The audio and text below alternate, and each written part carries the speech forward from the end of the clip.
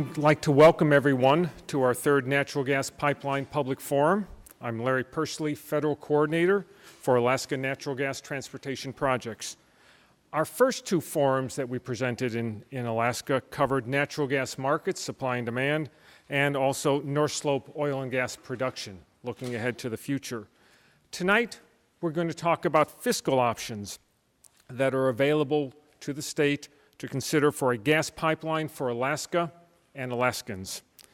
The federal government already has committed to a loan guarantee covering as much as $21 billion in financing for a pipeline, plus a couple of tax incentives worth more than $1 billion. The question tonight is what the state might want to consider as it looks for a way to actually get a pipeline built. Regardless where the gas is headed, many believe a pipeline will need some form of state assistance, be it a tax structure specifically for natural gas, a loan or loan guarantee, direct financing, equity investment, the state committing to ship its royalty gas down the line, some financial investment by the state to help make this project happen sooner rather than later. A pipeline is just too big, with too much risk, too much market and construction uncertainty, and too much competition for private investment dollars to go it alone. If Alaskans want it, they have to get more aggressive about going after it. Alaskans and Alaska by far have the most to gain anyway, so participating in the project makes sense.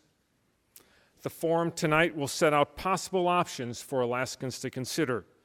We're not here to recommend any specific course of action or to advocate one fiscal option over another. We're not here to discuss or debate where the gas should go, to argue the best markets for the gas, whether the Alaska Gas Line Inducement Act is good, whether the Alaska Gas Line Development Corporation is good, and certainly we're not here to debate whether the state's oil tax rate needs to be changed. We're here essentially to try to put some ideas on a blank piece of paper for Alaskans to consider if they truly want a large volume gas pipeline and an in-state spur line for the decades ahead. We're here to prompt more attention to the substantial benefits of thinking about an in-state pipeline and an out-of-state pipeline as one package. The best options for Alaskans clearly would be both lines, producing public revenues, jobs, increased oil and gas exploration, as well as gas, maybe propane, for in-state consumers. The two lines certainly would be joined at the hip anyway, at the weld. Each one needs the other. The least expensive way to get gas to Alaskans is an in-state spur line that feeds off a big line with the economies of scale. The big line is the money and exploration machine for the state for decades. I would like to stop for a moment and thank Senator Lisa McGuire, who I believe is not here this evening. She had helped prompt us to plan this forum with a letter that she sent our office this summer asking just these questions that we're going to be discussing tonight. The senator pointed out that it shouldn't be a battle between an in-state pipeline versus an out-of-state pipeline, but rather Alaskans should look for the benefits of thinking of them as one effort. The senator's letter and my reply are on the table out front, along also on our website, which is Arcticgas.gov. We've also prepared a report on fiscal options for the state could consider, and two of our early reports on federal loan guarantees and a guide to Alaska gas line projects. Those are also on the table out front. I'd like to acknowledge there are other legislators here this evening. I see Senator Menard, Senator French, I believe Senator Giesel is also here. Hopefully I haven't missed anyone. If I have, I apologize. It's like hard to see in the dark. But I'd like to introduce our panelists now. First will be William Garner, who's a senior counsel in the Houston Law Office of Dewey and LaBeouf. He has worked on oil and gas projects worldwide and will give us some examples of what has worked in the past elsewhere to move big projects to construction. Bill also helped prepare an Alaska Department of Revenue 2002 report on state equity, or the risks, the options, the possibility of state equity in a natural gas pipeline. To His right is Joe Dubler, Chief Financial Officer for the Alaska Gas Line Development Corporation. Joe knows financing, investments, and interest rates from his work with Alaska Housing Finance Corporation and is learning all about natural gas now after 22 years at Housing Finance. Greg Erickson, at the end of the table, is a wise Juneau economist, longtime editor of the Alaska Budget Report, former state economist, former director of the Legislative Research Agency, and a student and teacher of state fiscal and oil and gas policy. They will each give a presentation, 10, 15, 20 minutes each, after which we'll take questions. If in the audience this evening, please write out your question, hold up the card. One of our staff members will pick up the card for delivery to the stage so we can ask it afterwards. If you don't have a card, need pencil and paper, raise your hand, we'll get that to you too. If you're online, watching this live via the web, you can click on the Submit Questions button to send us your question. Those will be sent to me up front, and we'll try to ask as many as we can at the end of the forum after the presentations as time allows. With that, I'd like to ask people to turn off your cell phones, BlackBerries, smartphones, iPhones, portable stereos. I will say first phone to go off tonight will be confiscated, tied to the end of a cleaning pig, and sent down the oil pipeline. So with that, Mr. Gardner will go first, and I will be back for questions when the presentations are done. Thank you. Thank you, Larry. It is a really honor to be here. I worked with Larry, as he said, about 10 years ago was when Larry and I first met, when we worked with Will Condon on the report that was submitted to the legislature in 2002. And then Larry and I and some others presented testimony in front of the legislature the spring and summer of 2002 on the pipeline issues at that time. Of course, things have changed since then, but a lot of the principles from 10 years ago are still valid today. Something about my law firm, Dewey & LaBeouf is a New York-based law firm. We probably do more international energy projects than any American-based law firm. We have offices all over the world. The Dewey of this law firm is the famous Thomas Dewey of the Truman Dewey fame. This was his law firm. It's one of the biggest law firms in the world, and we have a small office in Houston, and all we do is energy. And I think almost all our clients in the Houston office are foreign. So we really don't do too much domestic oil and gas or energy projects, but you might hear of us from time to time. What I'm going to talk about today is a scene setting for the other panelists, and also may help you think of some questions. And what I'm going to talk about is how things have been done elsewhere. You know, what are the elements of really successful governmental incentives to develop major energy projects? And there are many of these things. A lot are nation-specific or project-specific or industry-specific, but there are a few lessons I think we could learn here in Alaska. And then I'm going to talk generally about what these things look like. Again, I'm going to approach this as a lawyer does. I'm not an economist. I'm not a public policy person. I'm just a lawyer, so I may not have quite the right terminology that some other person might. But I'm going to take some things generic and then try to apply them to 4 different projects, 2 of which were in the natural gas industry, one in the U.S., one in the Middle East. I'm going to talk about a policy development in the state of California. And finally, I'm going to talk about what the Chinese have done in the solar industry in China to promote that. And there are lessons, I think, to be learned with each of these. So, no, did it wrong already. Here we go. So generically, what can be done? I just put these in 4 different broad categories: direct financial assistance, indirect financial assistance, direct governmental project assistance, and then indirect policy assistance that government can make. So let's take the top left-hand corner first, direct project financial assistance. Obviously, governments can give money, grants, subsidies of whole projects, pieces of projects, capital investments. It's not unusual for governments to make equity investments in companies or in equity investments in projects. And they could be complete ownership, could be partial ownership, could be a partial ownership with governmental operating, or it could not be. It could just be an investment to make sure that the project happens.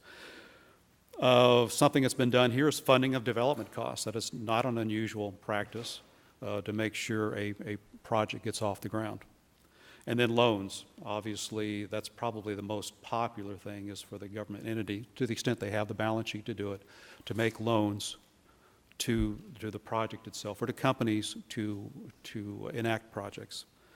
Indirect project financial assistance, tax incentives.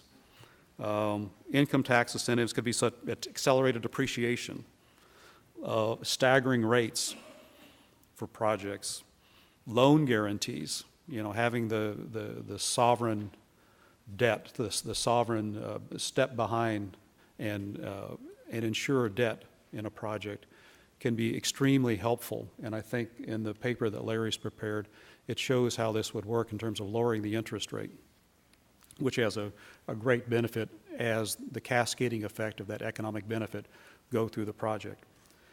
You can reduce the state fiscal take to the extent there's royalty and production taxes involved. Tax credits, investment tax credits, renewable energy credits, all these other kinds of things can be done as another indirect way of helping projects. Then waivers of other kinds of taxes. I mean, there are myriads of taxes, as we all know: property taxes, sales and use taxes, franchise taxes, and to the extent in a foreign nation where there's a value-added tax, sometimes these are just waived or they're reduced in order to help the project economics. And finally, the use of government bond authority. In the U.S., it's quite common to use the industrial revenue bond authority at the state level. And this certainly can be done here and elsewhere. Direct project assistance, and this would be something other than money or the appearance of money. Dedication of government natural resources. To the extent a project needs a firm dedication of whatever resources that the government controls or has, that can be very helpful if it's a direct grant and that project knows it can rely upon those resources being made for the benefit of the project. A guaranteed offtake. If the government will stand behind and say, we will take whatever it is that you're producing, whether it be natural gas, whether it be oil, whether it be electrons, that also is very helpful and can be very helpful in financing if the state will again use its sovereign authority and provide a sovereign guarantee, if not sign a contract itself for that. Expedited permitting. Use of state property. It's common in these projects for the government entity to allow the use of state property for things like right-of-way or for siting of facilities, either free or under some lease arrangement or some license arrangement. And finally, the use of the police power of the state, the condemnation authority. Of course, in the U.S., in certain kinds of projects, you have federal condemnation authority. But to the extent that, like, for example, if it's an intrastate natural gas pipeline, states will grant the use of state condemnation authority to assure that the project can be built. Indirect policy assistant, there are a million of these, and what I've listed are just some of the common ones. R&D support. You want to develop some kind of industry or project in your governmental territory, in your state or your country. Let's fund R&D. Let's have a massive R&D funding, and that will help bring the technology and the new innovation and new ways of doing things to enhance the use of the product.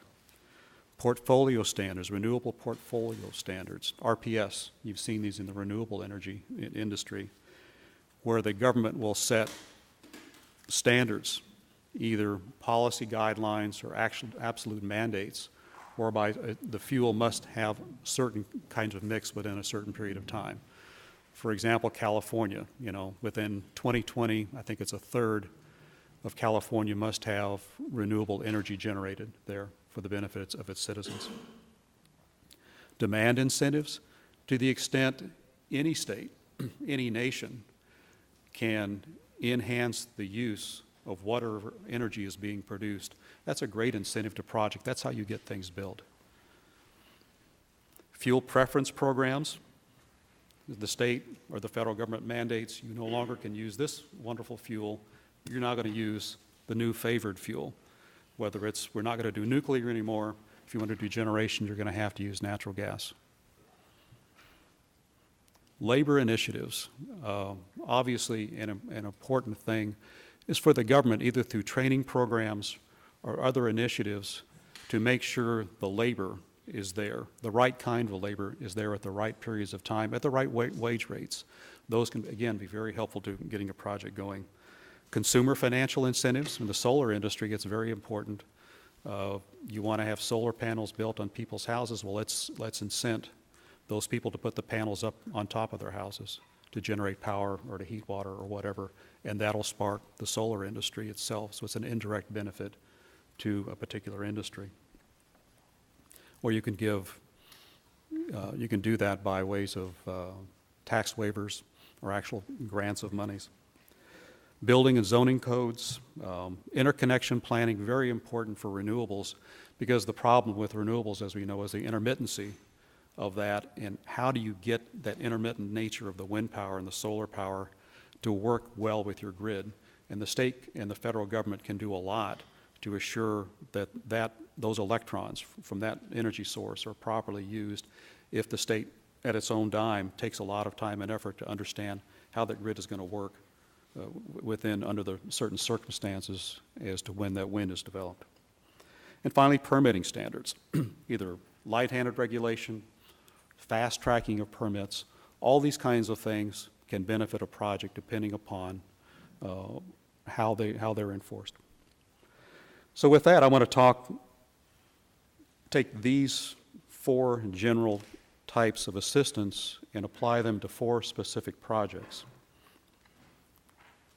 And they are, quickly, the Big Inch and Little Inch pipeline from the 1940s, the natural gas initiative in Saudi Arabia, which 10 years ago this was going on. In fact, I was working on this project 10 years ago. The renewable energy program in California, and it's actually solar manufacturing development in China at the current date. It's really tremendous what they've done. Let me describe these projects for you.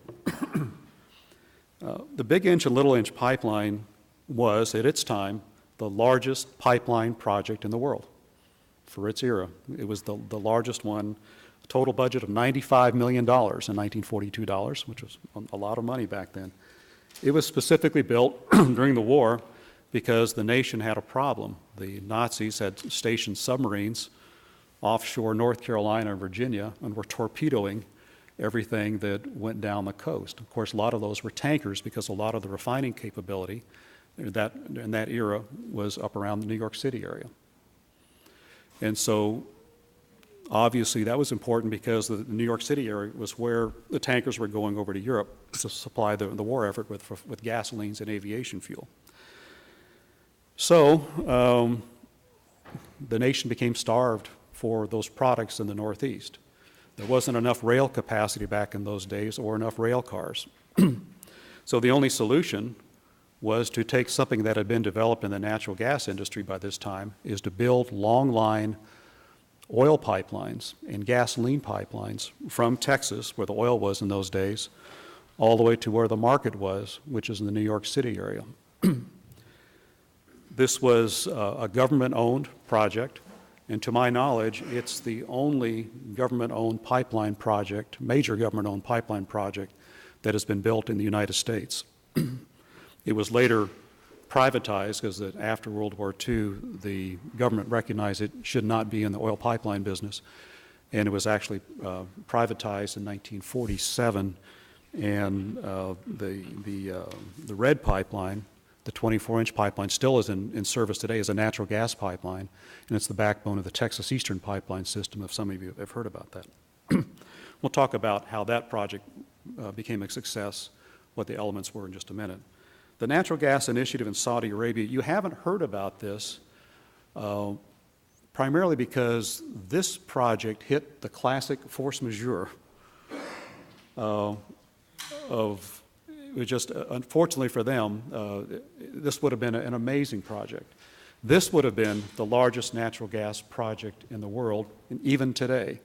The Saudis estimated that this would result in something in the neighborhood of 50 to 75 billion of foreign investment in their country. What happened with the project is that 9/11 happen.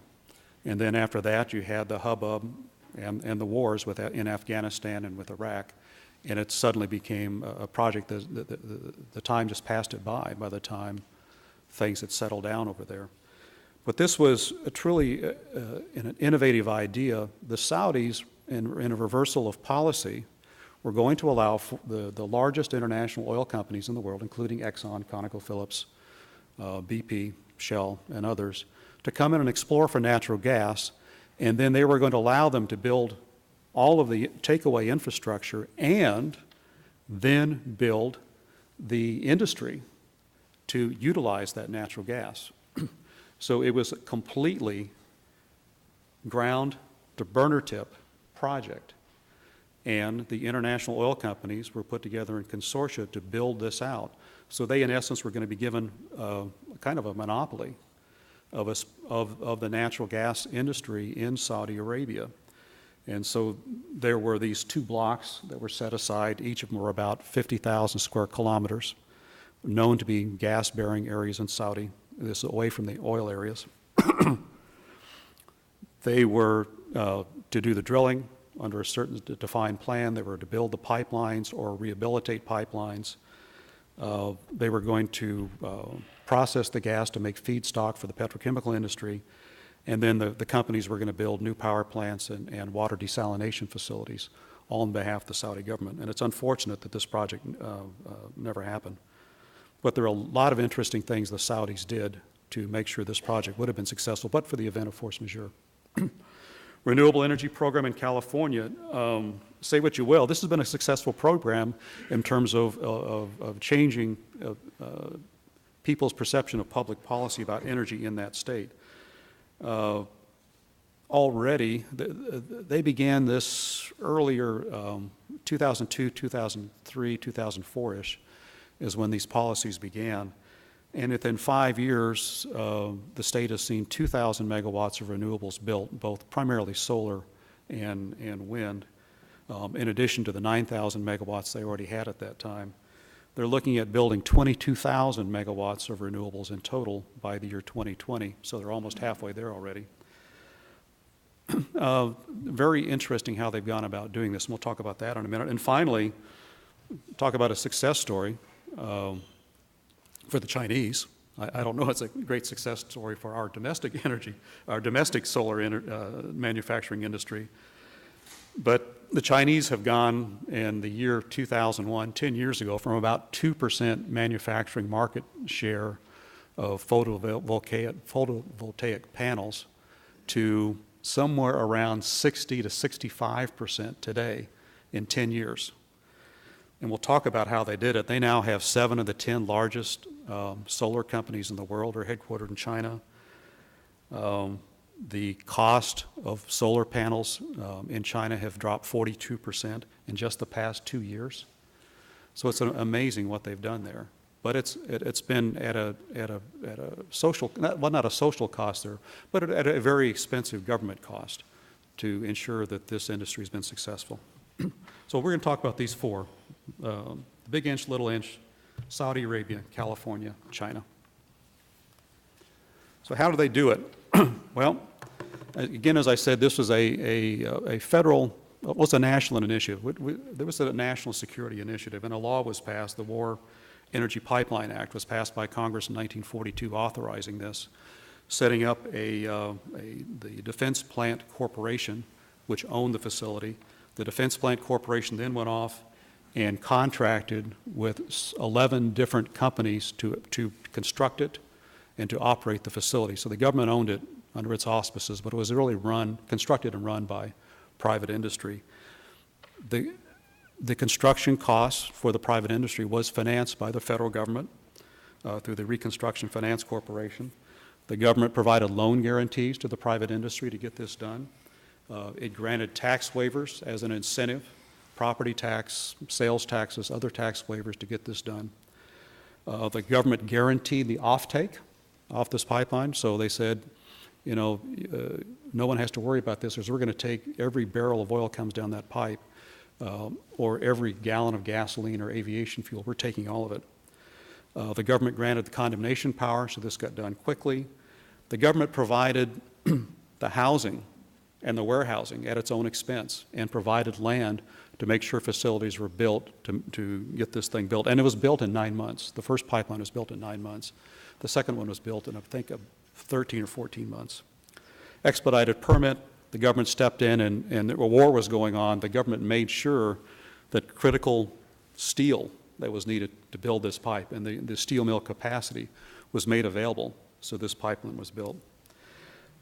Labor mandates and training, a war was on. A lot of men were not there. So the government stepped in and granted exemptions to key people from the draft, trained men and women to work on this. And my father was actually a beneficiary of this. My father was trained as a welder at 17 years old. He was trained as a welder through a government program to weld on this pipe. And then he went off to war and almost got killed, but he came back to us. And I think the most important thing is that everybody got behind this. There was no disagreement about the need for this. This was a national initiative. And if you can get the national government behind this, it's going to make projects a lot easier. If you can get the public behind it, and the war was on, so this was easy. But you can really turn the corner here if you can get everybody on the same page. But like with any energy project today, anywhere in North America, the public, not everyone in the public is going to be on the same page with everybody else. But that's just the nature of democracy. The Saudi Arabia situation, they didn't provide a lot of financial incentives to do this. What they did provide, or what they were considering as doing, is that the Saudi government was going to take equity participation in the projects. It was undecided because the final project documents, the negotiations were never completed on this project because of the intervening force majeure. But the thought was that the Saudi government would provide equity and would own either an operating or non-operating piece of this project, of each of these projects. And they also were going to allow, and I've seen this idea bandied about in Alaska, its own citizens to participate as equity participants in the project. So the citizens, in theory, probably were going to be allowed to invest in discrete parts of the project. Of course, it makes it difficult to determine how dividends are paid on that and how the government takes its economic rent out of this, but that was the concept. And so the companies were not going to have to come up with all the money, but the Saudi government was going to provide some of the equity. The government was going to stand behind capacity payments for the pipelines.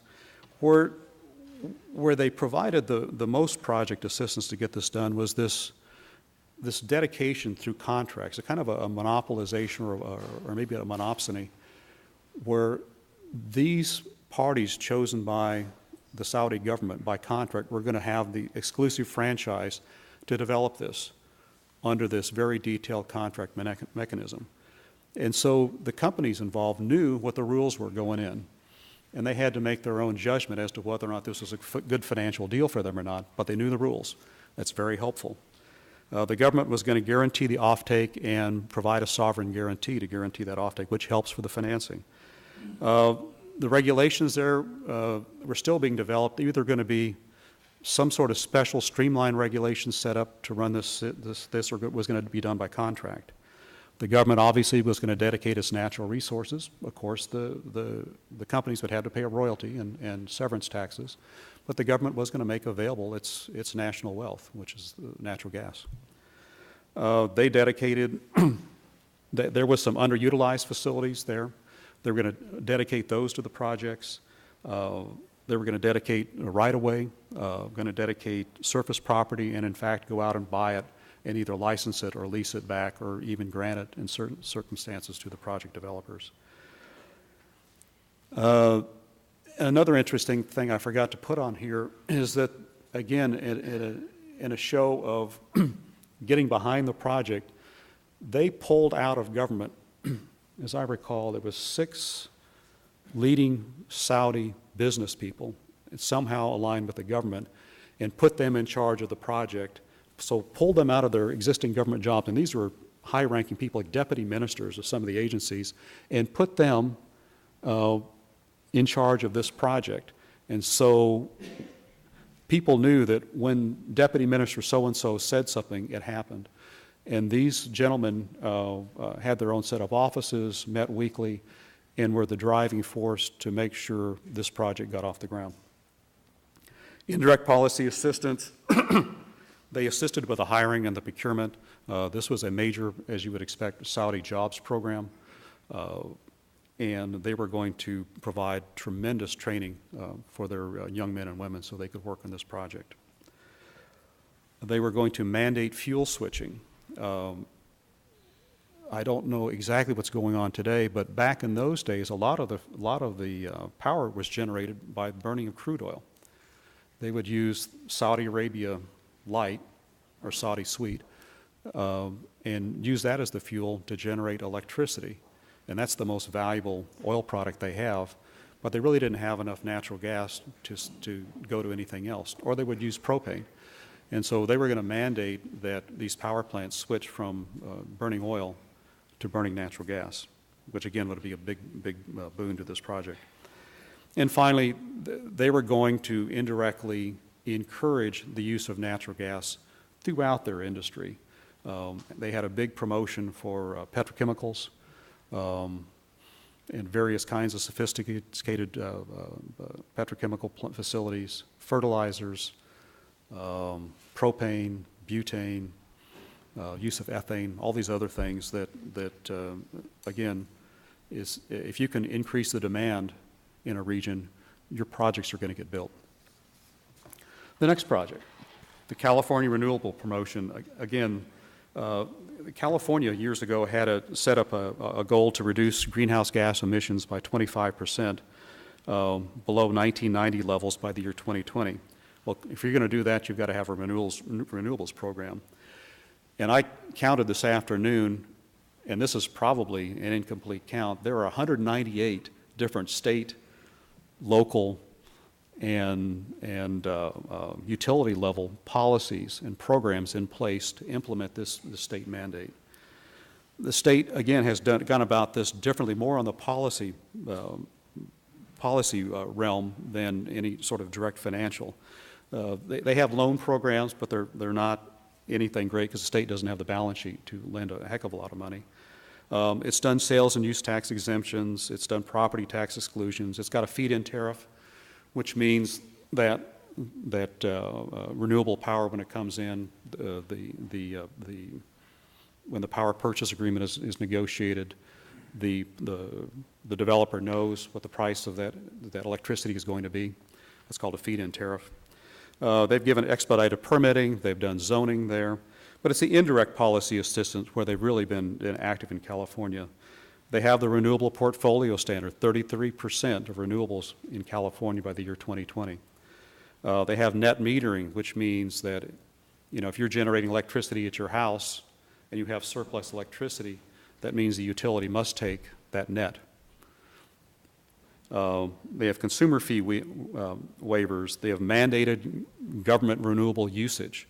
It's helpful if you're the government of California or a municipality and you're mandating that X amount of our electrons have to be from renewables. That's helpful to develop that industry in that state.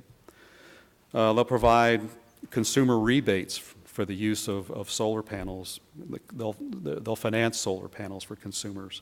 There's appliance efficiency mandates. They have interconnection standards, mandatory interconnection standards for renewables into their electricity grid. They have training programs, and so the industry, the solar and the wind industry and the geothermal industry really don't have to worry about finding their key labor because the state of California is training them and providing these people in the marketplace. And in that industry, and I do a lot of work in the renewable energy industry, that is a constant problem. Finding people to work in that industry is very difficult because that's not like natural gas. It's different because it takes a certain kind of person that's willing to walk up the inside of one of those wind towers and stand up there, and there's a little hatch at the top of those things, and you get up there and you look out and you go, oh my God, what's keeping this thing up? And you got that big propeller blade spinning around and around. It takes a lot of guts to get up there. Not everybody's got that. So the training programs, getting these people prepared to do those difficult jobs is very helpful to that industry. They have emission standards in that state. The state funds R&D in the renewable energy industry. And they've even made grants to building renewable infrastructure within the state. So the state has done a lot of things. And it's, again, I think the Californians would say it's been a successful program. They believe they're going to meet their 33% mandate by 2020 without much problem. They're about halfway there now, so they should make it. Now, they don't talk about cost very much, but they should meet the standards, and maybe by then the cost of hydrocarbons will come up, and this will be fine. It's hard to say. Finally, the China solar industry. This was sparked by a law in 2006 there, where the Chinese government got behind a national policy and said, we're going to develop a solar manufacturing industry in this nation. Thank you. And they've done it the old-fashioned way through money. They have made available about $30 billion of low-interest loans to their industry through loans through their government banks. You know, also, you know, in China, there's so much government, either at the federal level or at the provincial level, ownership of private industry. And there's a lot of that there, so a lot of the provinces own equity in some of these entities, and so that provides the capital. The government also had its own stimulus program and made grants to the industry. So this was a tremendous thing to really jumpstart that industry from, again, virtually nothing 10 years ago to now to where they're the market leader clearly worldwide. They've made indirect financial incentives, the loan guarantees, they do that. The other interesting thing they do, when a Chinese company, solar company, wants to go to like Brazil and put in a solar farm, they bring the China Development Bank along with them. So the Brazilian developer doesn't necessarily have to go to the Brazilian bank to borrow the money. That Brazilian developer can borrow money at a reasonable rate from the China Development Bank. And that is certainly a big help if you're going around and competing in a global industry. The government gives export insurance credits. So if your product is damaged en route, the government stands behind with a credit for that. Provides a whole series of tax incentives, property tax, corporate tax, value-added tax rebates for goods that are exported out of China. It's just amazing what they've done on the what I again call the old-fashioned way, through hard use of money. On the indirect side, they're pushing their own internal use of solar in China, but not really hard yet. They're primarily working on the export market, but they do have various things. They have a national feed-in tariff now. They've mandated use of renewables. They do have a favorite tariffs for exports. They give their consumers financial assistance to the extent they want to put solar up. They do have light-handed regulation. They have domestic content rules, and so if you're a foreign company that wants to put in solar panels in China, there's a domestic content requirement, so some of your panels have to be, or the components of your panels have to be manufactured in China for you to be allowed to install solar panels within that country. And finally, the Chinese government sponsors a lot of R&D, a tremendous amount of R&D for that. And so you have to say, if you as a nation get behind something, want to get something done, you know, they've done it. You have to give them credit. In fact, it's gotten to such a situation now that you hear that perhaps we in the U.S. have to protect our own native solar industry simply because the fact that Chinese are just flooding the market with these cheap solar panels and pushing the American companies out of business. So what's this mean for Alaska? Well, the other panelists are going to talk about all this. These are just some of the various things. But, you know, the thing I would point to is demand incentives. You know, if there's anything this state can do to increase the demand for natural gas here, it would be a great thing. And I don't know what it is, but anything you can do to bring industry here that needs industrial heat, it would be a great thing to help spark the movement of gas down this way. Because, you know, these developers need incentives like that to cause them to want to develop projects like this, these are enormous financial bets. And to the extent the state can help them out by creating the demand, it's going to do great. So with that, Larry, again, there's lots of different ways of doing this. The government can effectively incentivize their industry to create great energy projects. It's just a matter of finding the right ones and the right things that work. And with that, I turn it over to Joe.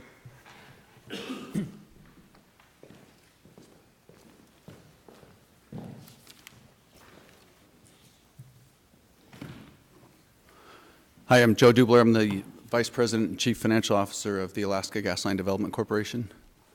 And we should, whoops, there we go. AGDC is an entity that was created in 2010 by the legislature when they passed House Bill 369 and the governor signed it into law. House Bill 369 dictated that AGDC present a plan to design, build, and finance a natural gas pipeline from the Alaska North Slope to Fairbanks in south central Alaska to provide gas for Alaskans. What we did is that while the engineers went about and started the engineering for the project, designing and planning it, we went about looking at financing options because that was one of the requirements. What we did is we hired a group, Citigroup and Samuel Ramirez are two companies, both out of New York, that are experts in public finance, oil and gas, infrastructure, and utilities. They provided expertise for the financing team to come up with some of the options that we're going to discuss today. The options that we're going to discuss are specific to the Alaska Standalone Pipeline Project, although they could apply to almost any project. The estimated tariffs, I'm going to have some estimated tariff deltas for each of the scenarios. And we did that just to allow a comparison to say, okay, well, what if the state does this? What's the impact on the project? And to give the policymakers some indication of benefit for each of the scenarios. Now, I realize Bill's the lawyer, but I have to start off with a disclaimer. This presentation is not an endorsement of any or all options that I'm talking about. It is not an indication of need for any of them. We think the project works without state support. And it is certainly not a representation of support by any policymaker, including the governor. The presentation is just theoretical avenues of support that are available to the state for a project. What Bill talked about earlier was the rest of the world reality. What Greg's going to talk about later is the political realities, I believe. And what I'm going to talk about now are some of the financial options that are theoretically available to the state. The first one is the actual ownership of the pipeline. And this was the first decision that we had to make, is who's going to own it. Because, you know, the people said, well, why doesn't the state just build it? You know, the state's got the money, just do it. Well, there's a few reasons, and the debate goes on. But what we started off as our base case was the private ownership or rate regulated. That's the typical scenario for a pipeline project in the United States. And that's where you've got a lot of gas over here and a lot of customers over here, and somebody says, I'm going to put a pipe in between them. What that needs is a pipeline company to come in and just build the pipeline. What you need is a large customer base and a large source of gas. We have one, we don't really have the other. There's a lot of gas up on the North Slope. I believe they produce 8 billion cubic feet a day, but the use in South Central is close to 240 million cubic feet a day. That really isn't enough gas in and of itself to warrant a 750-mile pipeline. So we still consider that our base case as, you know, this is what would happen if the private sector came and built this project. The middle column is the public-private partnership, which is a P3 option. That's something I know the Kabata, the bridge in Cook Inlet is considering. That's where the state comes in and says, okay, we're willing to take on some of the risk that the private sector isn't willing to take. And you might imagine the private sector really likes this idea because they still get their same return, but they shove some of the risk off on the state. So that's an option that's very popular. When we met with some of the builder-owner-operators earlier in the year, they all like this option a lot. What it does is the state enters into a long-term concessionaire contract where the state basically guarantees the revenue for the project. And so the state's taking all the shipping risk and all the revenue risk on the project. And what it does is it allows the concessionaire, the builder operator, to produce the pipeline or build the pipeline for a much lower cost because the risk is down for them and the state's assuming it. The availability fee is an obligation of the state. It is subject to appropriation, but the state typically has lived up to those obligations in the past. The state, like I said, bears all the revenue risk, and the asset upon the completion of the concessionaire contract, which typically for this type of project would be 20 years, the pipeline would revert the ownership back to the state. So the state would own it at the end, and they would continue to operate it or more than likely hire somebody to operate it. The state doesn't really operate things like that. The third option on the right was the third scenario that we analyzed, and that's the state or public ownership. This is where the state retains 100% ownership of the project. That doesn't necessarily mean that they write a check for it and spend cash. What we assumed is that the state issued 100% debt for the project. The state's got a very strong debt rating, and the cost of capital to the state in most cases would be a lot lower than most of the builder-owner-operators because of their strong credit rating. What we would do is contract with the private sector to construct and operate the project, and the state would just retain the ownership. The state would bear all the revenue risk that under the private scenario the private sector would take on, but they would mitigate that revenue risk by entering into shipping contracts with customers. The state, as I said, would issue 100% of the debt. The three scenarios, the first one, private ownership, we assumed a 65-35 debt to equity ratio. And these are important because later we'll talk about the returns that each of those demand, and you'll see why the state ownership was shown to be the cheapest. The public-private partnership, we assumed an 88 to 12% debt to equity ratio, and resulted in a tariff estimate of $1.38 cheaper than the full private ownership model on the left. The 100% state ownership actually ended up with a $2 less tariff than the private ownership. That was a result of a $1.55 reduction in the tariff and a 45-cent reduction because of a debt service coverage ratio of 110%, which in the case of the state, the bondholders would have required an excess cash flow, so the state would have had to charge a larger tariff in order to accommodate that, and that extra 10% is what made up the additional 45 cents. So the options that are available to the state of Alaska, and Bill discussed most of these in the context of the other projects, but from the state standpoint, the state could obviously do an equity contribution. They could do a direct cash payment or an in-kind contribution used to fill the gap in conventional financing. This is something that in the state, there's two ways you can do it. One is a one-time payment up front, and the other one is an annual subsidy. And we found in my years of Alaska Housing, the one-time payment, if you got a project that pencils at $7 million, but it costs $10 million, if you just write the check for $3 million, you're done with it. And the project moves on and it pencils, and you can get someone to come in and build it and take it over and run it. And that's worked very well for us. I know in the teacher housing program, some of the other programs that we run. What you avoid then is the annual appropriation battle, coming in the operating budget and trying to get money and having to fight for the money every year. It's a large one-time payment, but again, it's over quickly. It's ripping the Band-Aid off, if you will. It could also provide a incentive for the third-party investment in a project. This is similar to the $500 million that kickstarted the AGEA project. For 40 years, nobody's been willing to build a gas line to the lower 48. The state offered $500 million, and they got people interested all of a sudden. So it's the same kind of concept, probably on a little larger scale. The cons to this one, the downside, obviously, state resources are limited. There's decent, reasonable surpluses these days, but that's not going to last forever. We all know that. And it won't guarantee a successful project. Just because the state throws money at something doesn't mean the thing's going to work. The Healy Clean Coal, fish processing, there's been a lot of examples of that over the years. So you still need to have customers. You still need to have a viable project when the day's done. Another way the state could do it is the state could issue debt or guarantee debt, I guess is another way to look at it. The state could use its strong credit rating to reduce the cost of borrowing. Notwithstanding the producers, Exxon's rated AAA, I think BP is AA, BP's single A, and ConocoPhillips I think is a AA.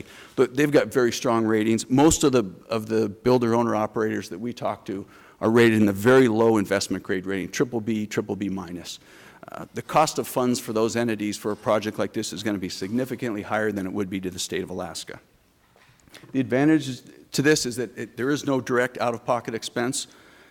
It results in a 75 basis point difference in interest rate that we expect that the state could get versus a BBB minus entity, and reduces the tariff $1.38 in the P3 scenario and $1.55 in the state ownership scenario. The downside, you know, there is a potential for an out-of-pocket expense, and that's if the project doesn't work as anticipated, and the state would have to repay some of the debt. It also could impact the credit rating and thus affect the cost of borrowing to entities like ADA, entities like, you know, the municipality of Anchorage would be impacted. Typically, rating agencies won't allow political subdivisions of a state to be rated higher than the state itself. So if the state got downgraded to a single A, all the issuers in the state would get downgraded to the absolute highest as a single A, which would impact everybody statewide. However, if the project is structured correctly and it's a strong project, I think that would help mitigate that. Another option for debt is the Alaska Railroad, and there's some debate about whether it's possible or not. We actually have a call tomorrow to start the discussion. We're going to go for a private letter ruling to see if the Alaska Railroad could issue tax-exempt debt for this project. To the extent that's possible, it would reduce the private scenario financing cost by 20 cents and the P3 by $1.73 and the state ownership by $2.16. So if you had a tariff of $10.16 under the private scenario, the state ownership with the railroad issuing debt would be $8. It's an interesting idea. We have some doubts on whether it's actually going to work, though. So another option is pre-building a portion of the pipeline. The state could finance a 48-inch pipeline to Fairbanks and then run a 24-inch pipeline to South Central. This is affectionately called the Gottstein proposal because David Gottstein is the one who we first heard it from, at least. And he pitched it as this is a way for the state to provide a potential for the APP project, the big line to the lower 48, to kickstart that, and in the meantime, get gas going to South Central where we need it. And you know, it was interesting. At first, we thought, well, that couldn't possibly work. But when you look at the numbers, it's actually a pretty interesting proposal. It would be a single pipe from the Alaska North Slope to Fairbanks to serve in-state and export potential, and it could be an export, like I said, an incentive to an export component. The problem is it's about a $3 billion cost increment to our project, which wouldn't be recoverable under a tariff because either FERC or the RCA won't allow you to recover an overbuild project like that. So I guess the good news is there wouldn't be any tariff impact on the users of the gasoline. The bad news is the state would have to come up with $3 billion. The use of royalty gas, the state could use its 1/8 or 12.5% royalty share of gas to fill the line initially, which is it's not much of an impact. It's about $5 million. We figured it would take about 2.5 billion cubic feet. So it's about, at $2 net back, it's about $5 million. Or it could take the gas in kind and ship it. The pros to this approach, it would reduce the builder-owner-operator's shipping requirement, which means they'd only have to find buyers for 7/8 of the gas. The bad news is the state would then have to find the other eighth, which, you know, if Exxon can't or BP or ConocoPhillips can't find people to buy gas, it might be difficult for the state to. The downside, we're still researching whether it's legal for the state to take it in kind. We haven't got a solid opinion yet. And the state would forego the royalty for the fill if it used it to fill the initial pipe. Private investment option. And this was something we thought of years ago under the AGIA plan. When they first started talking about AGIA, that's where the state could set up a fund for individuals to invest in the pipeline.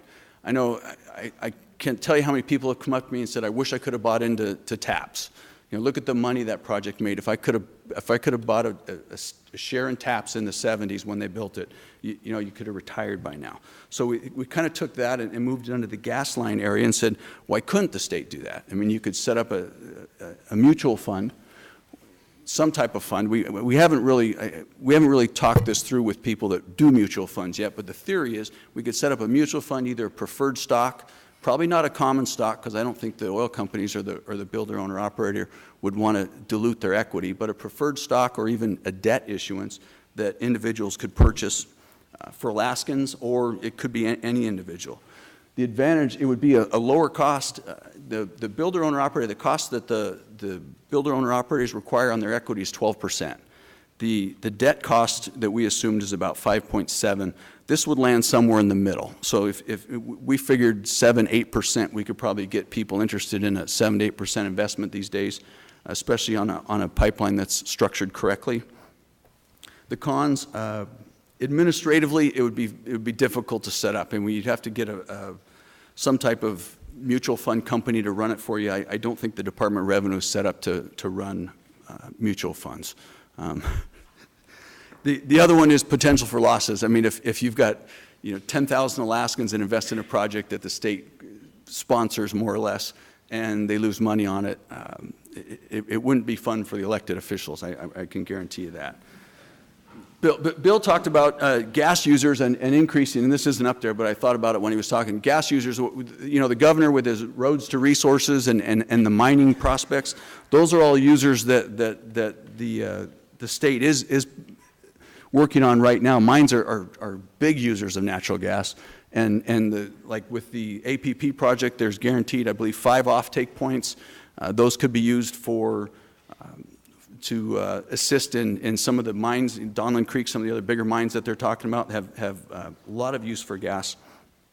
Some of the other issues that Bill brought up that we didn't address here because they were in the bill and we've already had them is right-of-way on state land. AGDC already has a right-of-way for its route on the state land. We got that earlier this year. The eminent domain, we have that power as well. And cooperation requirements, it was in the bill that the other agencies within the state cooperate to the greatest extent possible with this project. So we've done a lot of those things already in the state, and it was in the original bill, so that's really helped. For more information, there's 3 websites up there. One is our website, AGDC, gasline.us.com, and the AGEA website is the state's website for the AGEA project, and the APP is the actual project website that the TransCanada runs. So with that, Larry, turn it over to Greg. Greg's going to come up and talk about economics.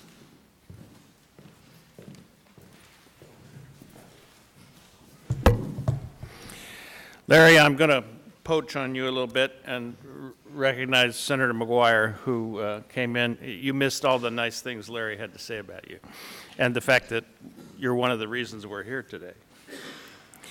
I'd like to talk about 3 things: what economists have said about government use of non-renewable resource revenue. Number 2, a historical look at how and what Alaska has done with its non-renewable resources. And 3rd, some key political issues that largely get ignored in the studies of state assistance to big-ticket projects like the Knik Arm Crossing or Susitna or pipelines of any flavor or variety. And Larry, I know you want to have time for questions, so I'm going to try to speed things up here and kind of rush through some of this, but if people want to talk to me later, I'd be glad to fill in some of the blanks. Economists, long ago, like 50 and 60 years ago, Vic Fisher remembers for sure, I know, that noticed that non-renewable resource revenue should be an advantage to developing economies. But in so many cases, it seems like it's a disadvantage. You have boom and bust, it tends to be associated with corruption, and it's not true everywhere, but it seems to be a trend or a general principle that you don't get the benefits from the non-renewable resources that economists expected. Alaska is sort of add some evidence to this. Certainly we've had a lot of corruption lately, but we have right now an unprecedented accumulation of financial assets. We have 17, as of June 30th, 2011, we had $17 billion of cash, stocks, and fixed income securities that were available for us to deploy just about any way we wanted. We had another 37 or so billion in the principal of the permanent fund, which, although it can't be spent, is eminently investable in a gas pipeline if you want, or whatever. I mean, some of that would change the traditions that we've been followed in the past, but it could be done.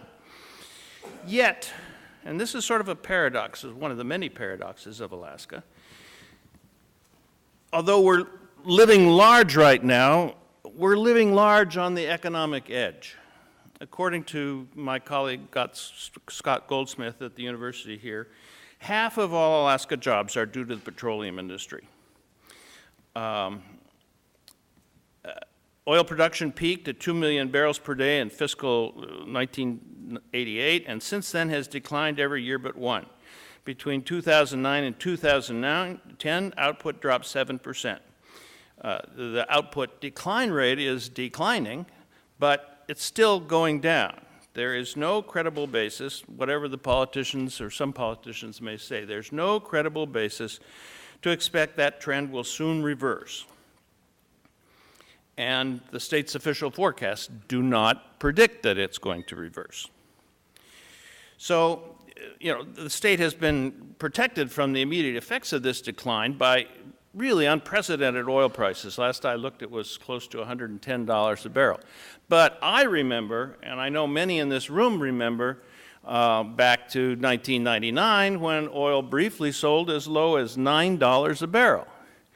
If oil were to go back to $9 a barrel, we would have a completely different situation. And I don't think, well, I don't know whether we would be looking at kind of investment assistance that we're talking about today or not, but I think it would certainly change the whole picture. The economists thought about how you plan for this pinch that occurs when the oil non-renewable revenue declines. And they, Robert Solow, economist at MIT in the early 1970s, and John Hartwick, a Canadian economist, came up with a blindingly simple rule for how you should deal with non-renewable resources. It's called Hartwick's rule, after John Hartwick. Solow got the Nobel Prize. Hartwick got the name for the rule. It's so simple, you sort of wonder why you didn't think of it before. The rule is you should take all your non-renewable resource revenue and put it into real assets. Say it again. You should take all your non-renewable resource revenue and put it into productive assets that can provide you the income when that substitutes for the non-renewable revenue when the oil or other non-renewable resource is gone. What did Alaska do? Did it follow Hartwick's rule? Well, not really. Kelly, can you give me my slide? I got just one slide, but it's a good one. I did this, the research underlying this for a book that will be published in March about exporting the Alaska Permanent Fund model. I'm a contributor to that. It's published in England. This pie represents the $103 billion that Alaska collected from its non-renewable resources, non-renewable oil, petroleum resource, from 1977 through fiscal 2010. $103 billion. Now, we also collected about $15 billion from other revenue sources, other own source revenue. So the total is about $117 billion, of which $103 billion was oil or petroleum related. This is just the $103 billion. Over those years,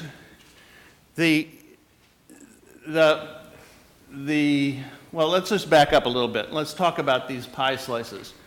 The The green slice, government services, is consumption. Now, Hartwick's rule says that's what you should avoid. Shouldn't spend any of it on consumption. Consumption is satisfying today's voters at the expense of tomorrow's voters. And that's what you have to avoid doing if you want to stick to Hartwick's rule. And if you want to, and the advantage of sticking to Hartwick's rule is you don't have, theoretically anyhow, any decline in output and income. The economy continues to grow. That green slice is the violation of Hartwick's rule. But in the broad terms of things, Alaska has done pretty well, because everything else in this pie, all these other 3 or 4 slices, depending on how you want to classify them, are some kind of savings and investment. Let's start at the top. The permanent fund is obviously savings, and it's invested, and it's a what I call live off the income investment. Now, when Alaska started this in 1976, 77, nobody else in the world other government was doing this. Today, there's lots of sovereign wealth funds that are basically investing in financial assets to be able to live off the income. That's going to be a tremendous support for the Alaska economy if the train pulls out of the station on oil revenue. That is, it will be a tremendous support if the rules governing the use of that income aren't changed. Of course, the legislature has the ability to change those rules. Some people think that will be the first thing to go as soon as the oil revenue drops off dramatically. I don't know if that's true or not. The second slice here is education. Economists correctly, I think, count investment spending on education as investment. It's investment in human capital, and the amounts there are about $22 billion over this period, and that's basically the budgets of the Department of Education and the University of Alaska. And interestingly, from general funds, infrastructure, about 13 or 14 billion was spent, general fund outlays, for things like pipelines, for housing, low-income housing. Joe knows all about that. And for roads and harbors and airports and all the other things that the government invests in, what we normally think of as the capital budget. Those are real productive asset investments of about 33% of the total oil revenue. You add that to the 18% in the live off the income investments, and add to that the rainy day savings of 10% of that total amount. Now, in the early years of the oil bonanza, after in the late 70s and early 80s, we spent a much larger share on government services. But in recent years, Alaska has saved substantially more. The CBR, for example, was constantly being drawn down in the 90s, but in the 2000s, it's been replenished, and all that money has been paid back. So I think the bottom line is Alaska has done a pretty good job in comparison to other states. And if we look at the Hartwick's rule, it sort of suggests that maybe a kind of investment like the big pipeline might not be a bad idea.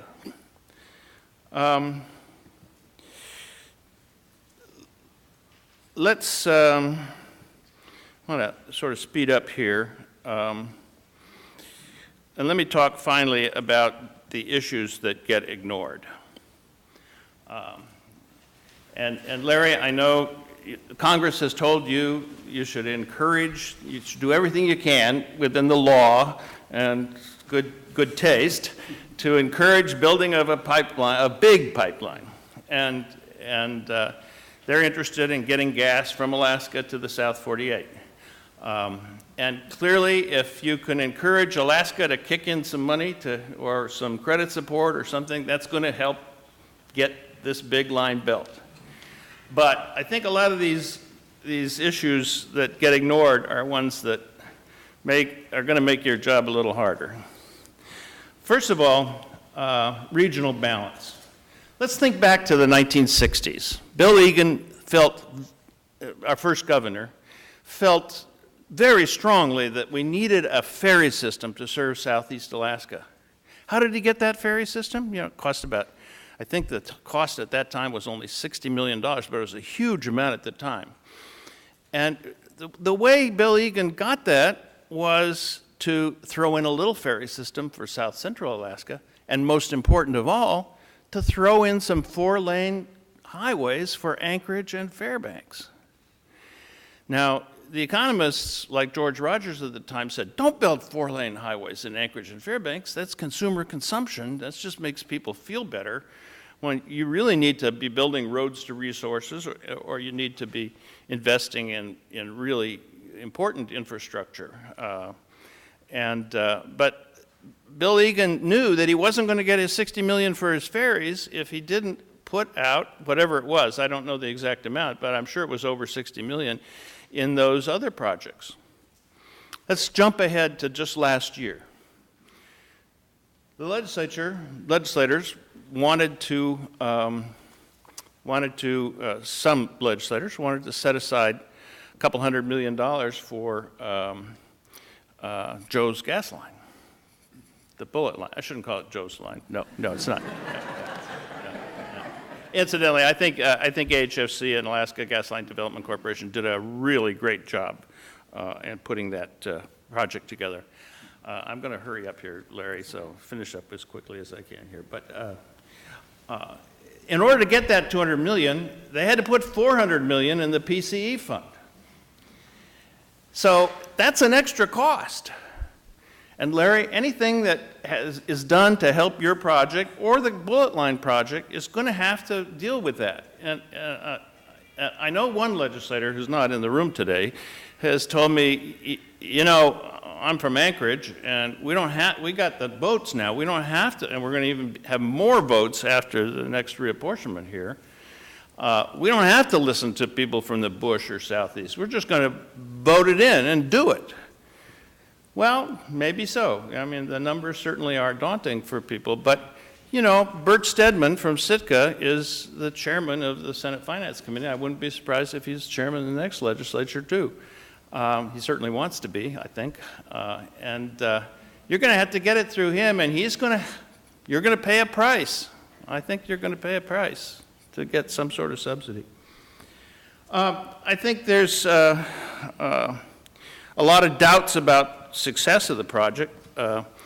The AGEA, $500 million, Joe's right, it got everything going. It jump-started that project, but now it seems stalled, and I don't think the state of Alaska or the citizens of Alaska are going to be particularly interested in putting much more money into the project unless they can be sure they're going to get a gas line. And that's one of the things that's appealing about the bullet line is, hey, you may think it's got a terrible cost-benefit ratio. It may not really give you cheap gas, but at least the darn thing is going to get built.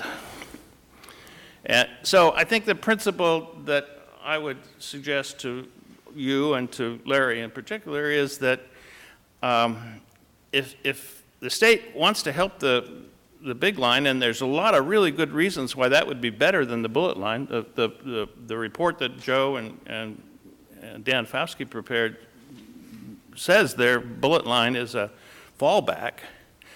If you're going to do that, you're going to have to find some way that the assistance can be given only after other financing is available that makes it pretty sure that the line's going to be built.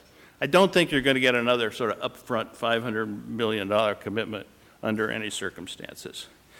And finally, there's always competition for state funds. Competition from other investment options like Knick-Arm and Susitna. And in the case of Susitna, there's a competition for demand. I mean, I don't know that anybody has really studied, although I've seen statements about it, I don't know if anybody has really studied whether it makes sense to do both a gas line and Susitna, or a bullet line anyhow, and Susitna. Because to make a bullet line really work, you really need to to get a lot of demand, and that includes power, electric energy demand. Finally, rarely do these reports that are either on the shelf or being prepared now on the Kinnick Arm Crossing and the Bullet Line and Susitna and perhaps other projects, rarely do they explicitly balance these competing investments. It's just not polite to badmouth somebody else's project. That could lead to never-ending criticism, and you don't want to get into that kind of match.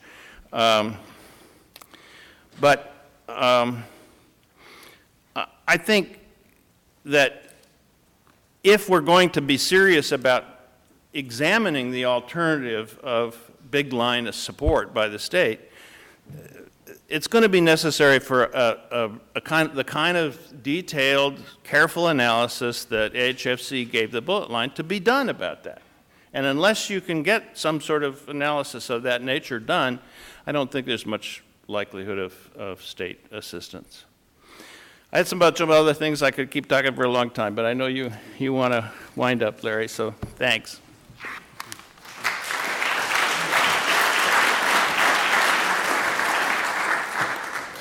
I thought I was generally the pessimist in the room. Anyway, so we're going to do questions. We'll probably run over, and as for people watching online, I don't know what the limitations are. If we'll get cut off somewhere, people in the audience certainly can stay. We'll stay past the 7 o'clock, take questions. Hopefully online you can stay with us. If not, I'm sorry.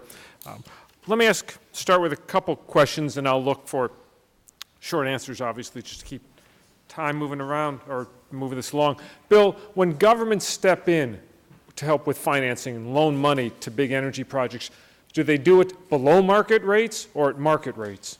In other words, if they do it below market rates, then government obviously is subsidizing it because they could invest that money somewhere else and make a market rate. I'll give you the lawyer answer. It depends.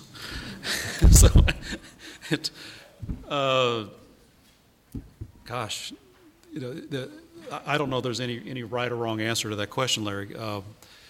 Obviously, the government, in the interest of the taxpayers who are really ultimately funding this, want to get the highest rate possible, so they want to do a market rate. But in truth, they may have a policy that's overriding to that interest rate, and they will want to do it that way. So you see it all different ways. It just kind of depends on what the ultimate goal here is to get the project done. Some projects need a lot of help. Some projects don't. Let me ask another quick one for Bill. The property tax on this project, if you're talking about a big line that's going to go somewhere, 800 miles in Alaska, a little more than $1 billion is the estimated property tax during construction before there's any cash flow. Is that an unusual tax on energy projects around the world? $1 billion? Well, a property tax during construction. They go about it different ways. Sometimes they do it through use taxes, as opposed to the property being in the ground. So the governments will get you one way or the other. I mean, it's when you call it a property tax, a use tax, an excise tax, some other tax, they'll figure out a way to tax the project some way or form. My guess is that probably, every nation is different, but I think that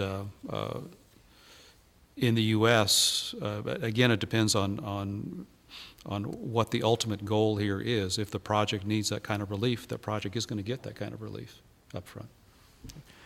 Joe, you talked about there is a risk if the state goes out and bonds for a gas line project. There's a risk to the state credit rating if agencies get a little nervous about the state's ability to repay. Have you looked at, would it be a benefit if you go to credit rating agencies and your state is lending money, lending its credit to borrow for a project, but at the same time, and I'm thinking merging an in-state and an out-of-state project, at the same time you could say, but we have additional public revenues coming in from a large diameter project. Is that one way to deal with the risk of the credit rating? You have one that requires state assistance and one that produces revenue. Is that something you guys have thought about? Yes, of course. They look at the entire picture, although they tend to look at the entire picture with a very negative negative view towards most of it. So what they would probably, and this is conjecture, they would probably assume that you didn't collect 100% of the revenues you were projecting to collect. So I would still think there could be a negative impact on the state. But you're right. Any project that can bring a project financing package to the rating agencies that shows that you're anticipating strong revenue projections from the project would definitely help.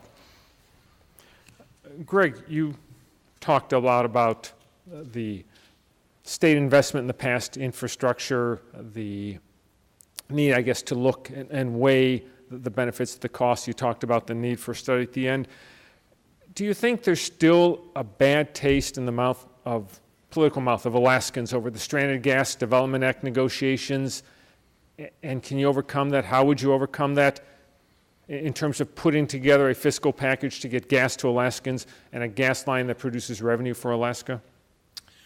Well, I guess you should be asking a public opinion expert rather than an economist. I'm asking a guy who has opinions. Yeah. I watched those negotiations very carefully, and my wife watched them even more carefully for our newsletter, the Alaska Budget Report, which is not ours anymore. But I thought those negotiations, you have to judge them by the result, and I thought the result was about as good as anyone could hope for.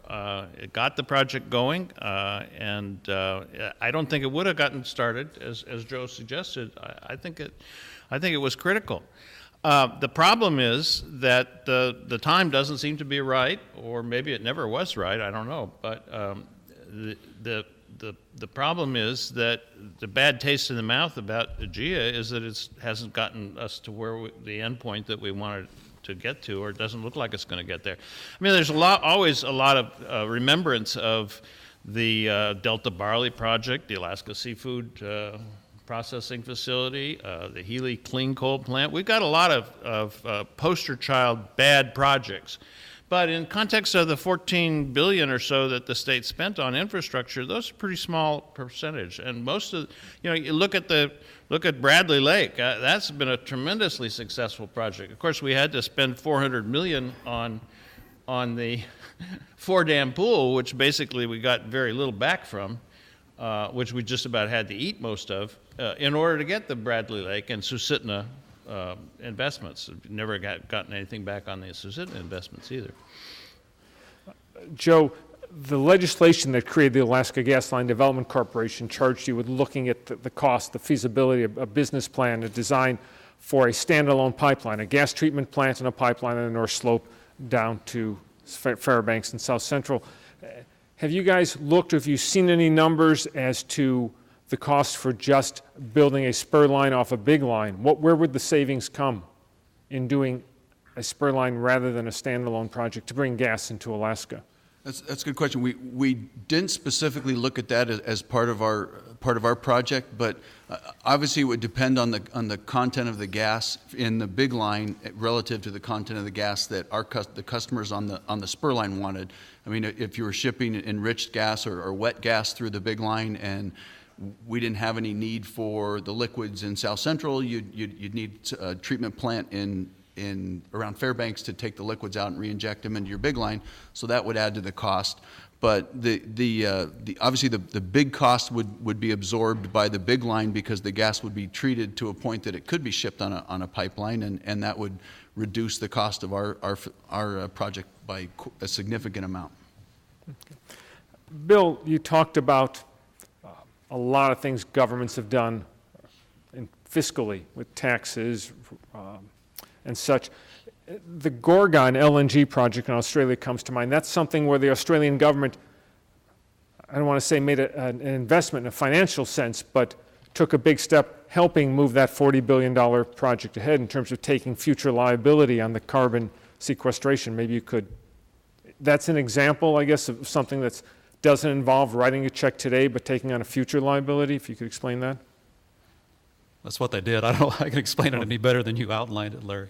Because it's just something the Australian government did because that project is going to generate so much revenue for the nation and really jumpstart its entire LNG export national philosophy. I mean, that's exports of minerals out of Australia is their future, the future of the nation for the next 100 years. So anything they can do to jumpstart a project or a whole industry like that, and all of those commodities, of course, are going to China and Japan. Well, that's something they're going to do, and that's something very innovative and novel. And what they did specifically was the government assumed the liability if that CO2 ever escapes for the rest of eternity, that's being sequestered. Yeah, that's right. But someone's obviously done the science of that and decided it was an acceptable risk for the government. Okay. We're at 7 o'clock, our hour and a half slot. Maybe I'd ask at closing, is there, and I'm sorry we couldn't get to all the questions, a short statement. Anybody thought of anything that you weren't able to say that you'd like to add? Advice? Comments on how we get a gas line out of Alaska and a gas line in Alaska? Bill, advice for us on how to do that? Bring a big checkbook. I don't, there's a project to be done here. And clearly, there's a project to be done. There are people that have an interest in having it done. The commodity is there. Just, very smart people just have to figure out how to get this done within a reasonable period of time at a reasonable cost. It can be done. Greg, how do we do that? Maybe we haven't talked enough about the real advantages of having a big line with a spur line. I mean, the cost to consumers is far, far less if that's the outcome. If we want to really see about the options for making that happen, and Alaska has the resources to make it happen if it wants to, but clearly it's a chancy deal. The legislature needs to ask Joe here to do the same kind of study on the financing, ways the state could assist in financing, as they have asked them to do in House Bill, 369, for the bullet line. I think that's a key first step. The legislature needs to fund a similar careful study. It's tough to ask, to do endless studies, but I think that's going to be necessary if that's going to be the outcome. And Joe, speaking for the Alaska Gas Line Development Corporation, you guys would be happy to do that? The feedback we've got from people around the state is they've had enough studies. They really want to see a project going. So, we'll do whatever we're instructed to do, okay. but I'd like good to point answer. to the big inch, little inch line from the 40s is a good example how things can get done when there's a necessity and people really want to get it done. And I think there's a necessity in Alaska and people really want to get it done, so I think it will. I think something's going to happen. Hopefully with that point. And with that, I appreciate everyone who's here tonight and watching online, and our panelists, Bill Gardner, Joe Dubler, and Greg Erickson. Thank you.